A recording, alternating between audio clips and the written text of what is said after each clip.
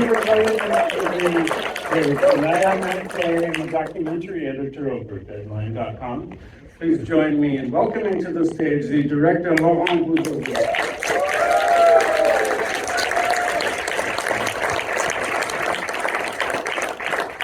This has been a very busy week or so for you. The world premiere at AFI and the Newport and got an award there. So thank you for being with us here tonight. Thank you for having me. It's very exciting. For those who know your work, you've had a very, very long association, of course, with Steven Spielberg, and that means a long association with John Williams. When did you first meet John Williams, and what were your first impressions of him? I met John and Steven 30 years ago. Not to date myself, but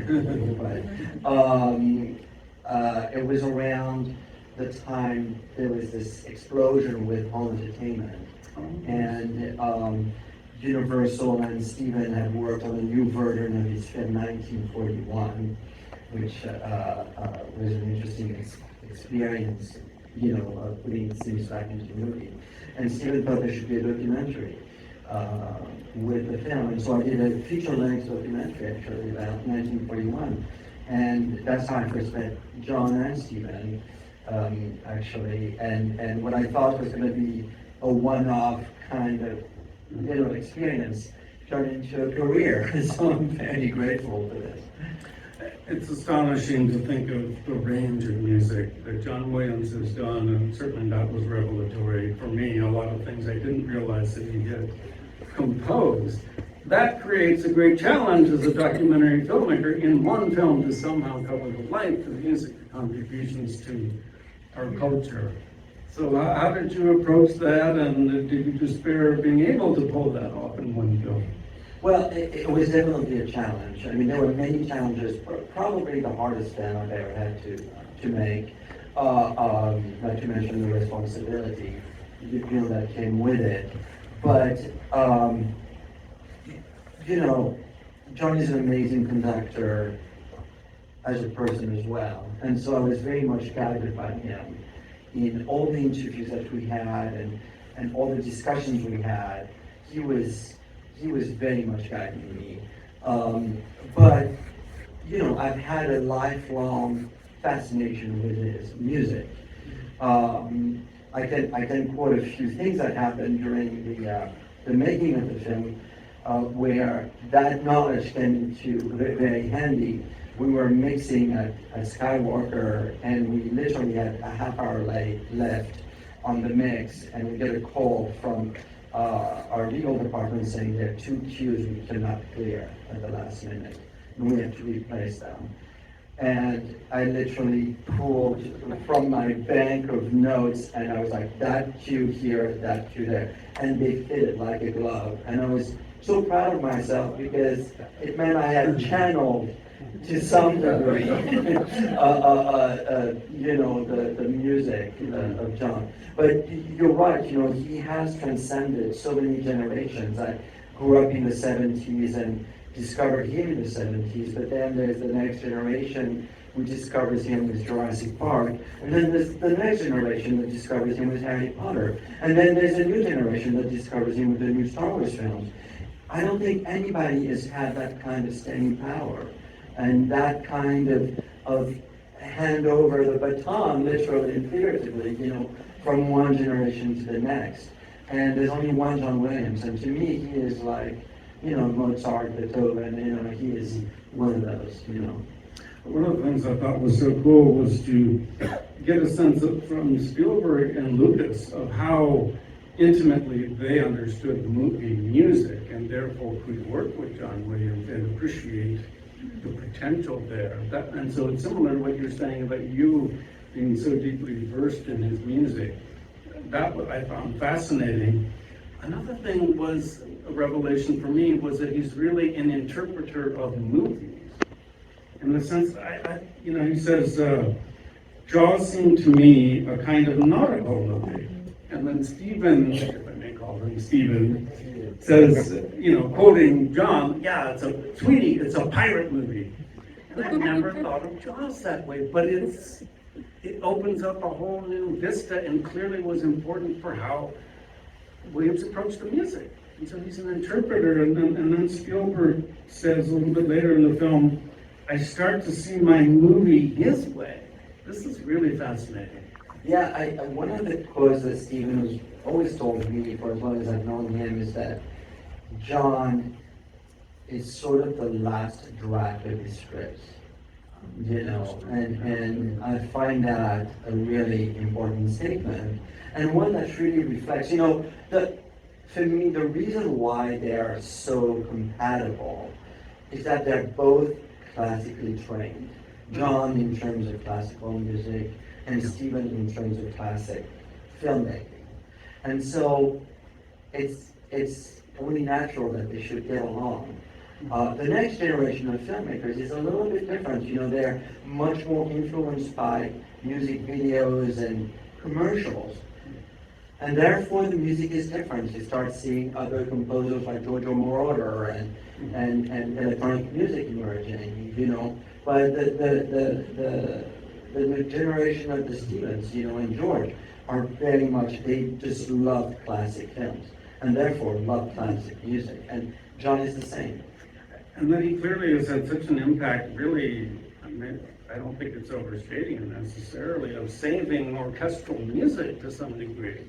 He's been vital to that. Well, not only, as For you say, the audience, appreciation and interest in it. Absolutely. Not only has he saved, orchestral music, and I think musicians owe him a huge debt of gratitude. And frankly, that was one of the things that convinced Stephen to do this film. John to do this film. Because I said, this is not really about you, John. It's about your music and your musicians. And that really spoke to him. Like, I can hang out with this, and I wasn't being manipulative, a little bit maybe. But, the thing is also about John is that he legitimized film music.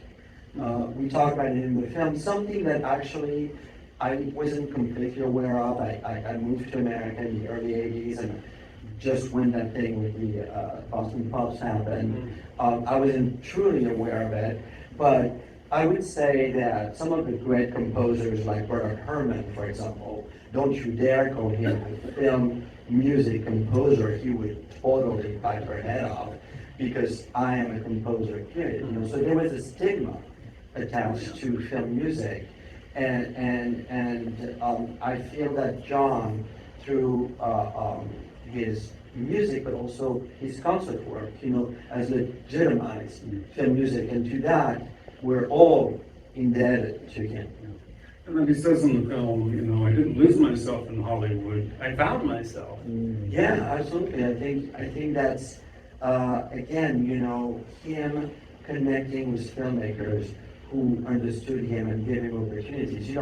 I love to look at Stephen's 10-year from sort of Sugar Express to E.T.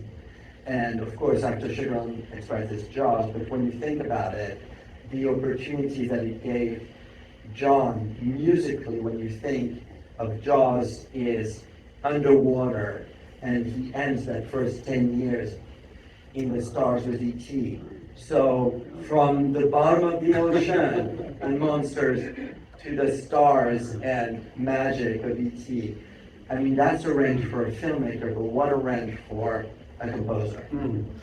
Another film that's so important, and it belongs in the latter category of Close Encounters of the Third Kind, and I think in some ways there's no more important contribution to a movie than that by a composer than that one, because it's all about how do we communicate with these aliens.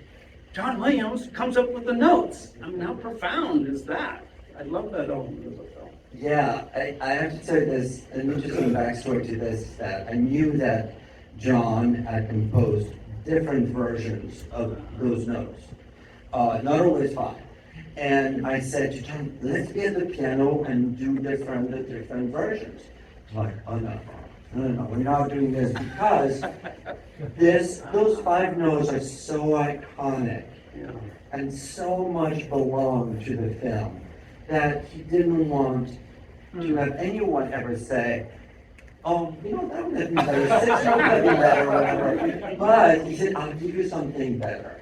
And he did, and it's that exchange with him where he explained sort of the science behind those 5 notes, and even makes a joke at my expense in that sequence. And that to me was John, ever so gentlemanly telling me, I'm not going to do it your way, but look at this is much better. Oh, I bet that was such an interesting moment. Really, it's so difficult but so rewarding, I think, for an audience to understand the artistic process when you're dealing with someone of that level of genius. And it's something that one can understand even if one is not a musician. So no, I appreciate that in the sense that, my fear was that even though it was inevitable that the film has that aspect to some degree, I didn't want it to feel like a hit parade of all the great scores by John. I really wanted to attach stories and pathos to everything that we talked about, so that you don't have this feeling of just going to one after the other, and Close Encounters as well as Jaws and Star Wars, all of them really had a very revealing story that I think humanizes, in a way, his process as well as himself. There's a real parallel, I think, between what you're doing in the film and what Lucas and Spielberg and Ron Howard and Chris Columbus and all the other people, Oliver Stone, have been fortunate enough to work with John Williams, and that you are cutting to music. And I thought it was beautifully cut to music. You take advantage of that marvelous movie. It's interesting, when the film was announced, as I was filming, it was announced in the trades, I got, a number of emails from composers saying, we want to do the music for the film. I'm like, they said, you can't choose John Williams throughout. He needs his own music, his own theme. And I'm like, no. That's pretty cool. Yeah. Totally off script, but I think of Kirk Douglas. He did a one-man show very late in his life at his theater in Culver City. He was talking about how actors are just impossible to deal with. I told a friend, I'm doing a one-man show, and the guy says, is there a part for me? There's composers. Yeah, want to hone in on. But you know what? It was also at the same time, it was really moving to see how many people were influenced by John and wanted to be part of this. And composers, and tried to find a way in. And so I'm only half joking about it. One of the things I think is really touching about the film is, to me, we fall in love with John Williams, not just his music. There's another emotional dimension to the film. His gentleness, his loveliness as a human being is really touching. Yeah, I have to say it's such a privilege, to be with him. And I had my super emotional moments with him. One thing that I understood about him right away, based on his resistance to want to do this film, was I'm never going to ask him a question flat out, like, tell me about the loss of your wife. I didn't. I never asked him that question. I said, tell me about the first violin concerto. And he said, I lost my wife, and he went into what you see in the film. I never asked him a question about the Boston Pops. I said, interestingly enough, Bernard Herrmann had a really volatile relationship with his musicians. It's like, yeah, well, that happened to me too. So I approached him exclusively through his language, which is music. And listen, I'm not a musician, so this is very humbling to me, but I felt I was kind of in a good position to be hopefully speaking more in layman terms, and hopefully make it accessible to people who love music but don't necessarily know the language. It's as hard to do a documentary about a composer as it is to do a documentary about a writer.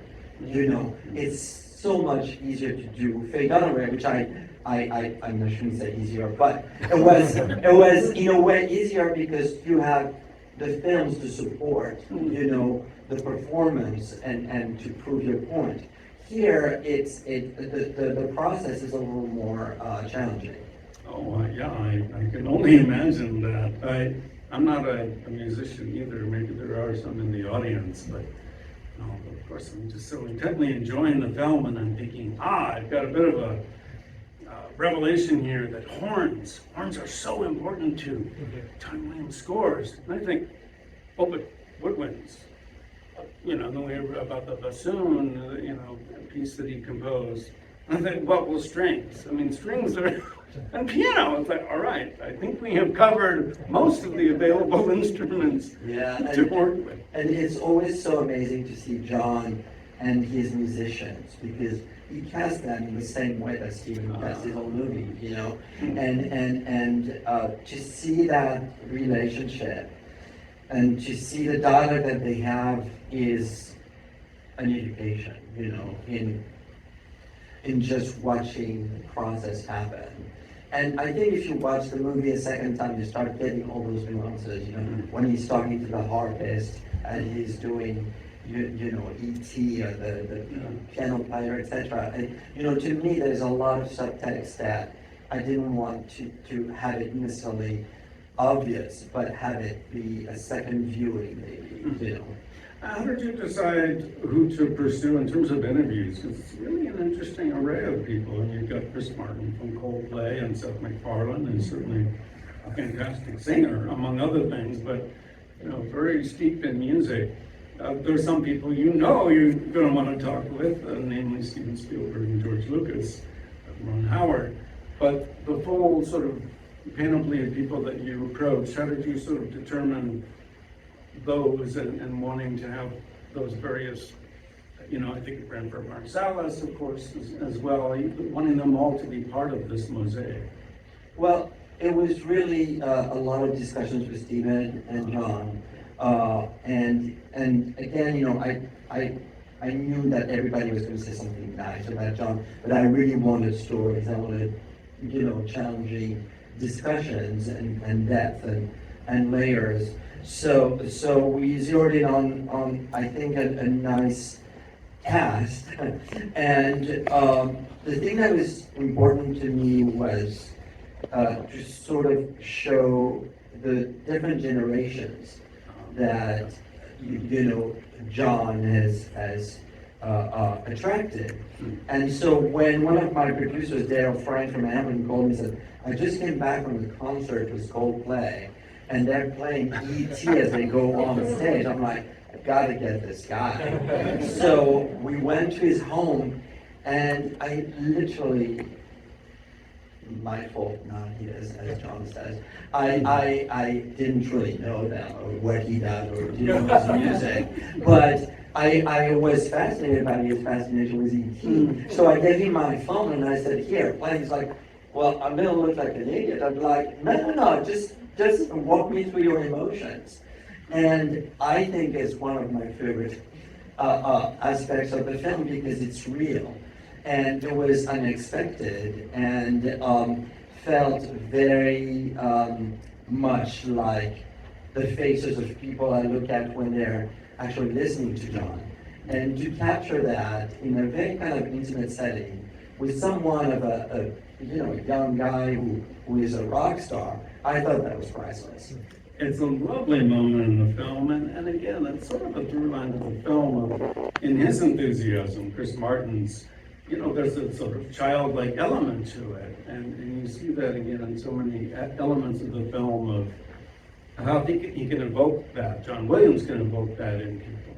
Yeah, I mean, there's definitely a nostalgic aspect to John because his music is associated with so many films and so many magical movies that basically you just conjure his music is going to remind you of a movie you've discovered. But I'll tell you that I had kind of a different journey with John because I grew up in France And basically, movies would come to us from America, would come like about 7 months after the American release. So I discovered all of my favorite films of the 70s literally through music, because I would buy the album before I would see the film. And so my discovery of Steven's movies were essentially through John's music. My discovery of Superman, my discovery of some of Brian De Palma's movies like The Fury that John scored or Dracula were essentially through John's music first, and then through the movies. So I've had an interesting sort of journey to John, and I would joke with him and say, sometimes your music was so extraordinary that I would imagine the film being this, and sometimes the movies really suck. And he said, well, give me an example. And I said, okay, well, your score to the movie called Monsignor with Christopher Reeve is one of the best scores you've ever done. And the movie really sucks. And when I saw the movie, I was like, what happened? And how could the director not be inspired by what you had composed for his film? And so we laughed about that. But, luckily, in most Now, I have to cases, interrupt you there. Did he agree with you on your assessment of the film, or probably John Williams would not go? Probably John Williams would not. No, he laughed. So I think that was plenty of an answer. Yeah. Well, he was very diplomatic, among other things. But, well, we've talked about so many of those, and we see in the film so much of it here, so much of his work. I have to ask you, and I'm sure you were asked this, haven't asked this, but your favorite piece of music from him? It's almost impossible for me to answer because I listen to John at least once a day. So for as long as I've been able to listen to music records, so he's part of my fabric of my life, But I'll tell you that the music of the 70s, because it coincides with my discovery of cinema, and it's like a first love, it is really to me the best, and it sort of marks the origin for me of so many great things, a movement in cinema, a movement in music, a movement in America, and I think his music speaks to that, and so anything, you can pick any of the scores from the 70s, I can literally identify them without even, looking at the tracks, which is kind of crazy. But of course, I also appreciate, what came after. And again, the fact that his music has spoken to so many different generations of viewers, of movies and film lovers, but also to new directors, I find that truly remarkable. Well, did anyone that you pursued or would have hoped to have interviewed for the film, either for whatever reason wasn't available? Yeah, it was, once this is a film 30 years in the making, because that's how long I've been trying to do this. But once we got our green light, and it was Fast and Furious trying to make this date, and so it was difficult to get some people who literally travel the world and were not available. We sadly missed out on Seiji, who sadly passed away during the making of the film. And there were things like that, but I would say for the most part, we were able to. I couldn't get Oliver for some reason. Things like that, but we were still able to showcase the music to his movies. And listen, I had John. Everything else is just extra. And then going back to his music, one talks about the range and experiences it, but it's not only within the classical canon, if you will, that it's so illuminating to hear the discussions of his jazz influences and then his jazz numbers. Oh, for sure. I love his jazz music. And especially, speaking of the 70s, there's a lot of jazz in the Ivor section when you the earthquake. So I just love his love for jazz. And my dad, who loves music, is a big jazz man. And so I could pick up on some of the references actually that John had. I was so impressed with myself, but I have to say that his love for jazz is very interesting and a lot. Of course, Branford talks about Catch Me If You Can, which I think is so interesting. How you connected in my discussion. We didn't follow a chronological kind of aspect of the story, and it was interesting when I met Branford and we connected the cantina scene in Star Wars to Catch Me If You Can at the beginning of the film, really. And my editors were kind of at first, not sure. Were people are going to be thrown off that you're jumping, decades basically, and I don't care. This is like an insane, connection between Star Wars and Catch Me If You Can and jazz. I mean, come on. So I put it at the head of the movie when we discussed, John's love for jazz. Oh, and I love that. And yeah, and again, it's like I've never sort of taken out the cantina music and thought of it like, yeah, that's a jazz number. So it's just, eye-opening in that respect. There's so many elements in the film that are that way, that really reintroduce one. And I think as someone who's directed many, many films about prominent people, famous artists, mostly in the music, in the Hollywood arena, movie arena, we forget about these absolutely astounding accomplishments. And because John Williams has done so much, it's oddly easy to overlook it somehow or forget the magnitude of it. I so agree with you. In fact, when people ask me, what did you make this movie for? I answer, the people I made the movie for are not born yet. Because we all love John. I want in 50 years and 100 years from now, people to discover him again through this film, through the movies, of course, that he scored and through his music. But what would we give to have that kind of a film about Beethoven and Mozart, right? And that's what this film is for, because we're all in love with John and Stephen and those films and what they've accomplished together and beyond. But the ones who are not born yet, I think, have quite a lot to discover at some point. That's a really beautiful sense of and a great place to end. However, I do tell the audience your film is about to premiere on a much wider platform, and on November 1st. November 1st, it's going to be in theaters here, in New York, in London, and also on Disney Plus. I'm extremely grateful. Congratulations.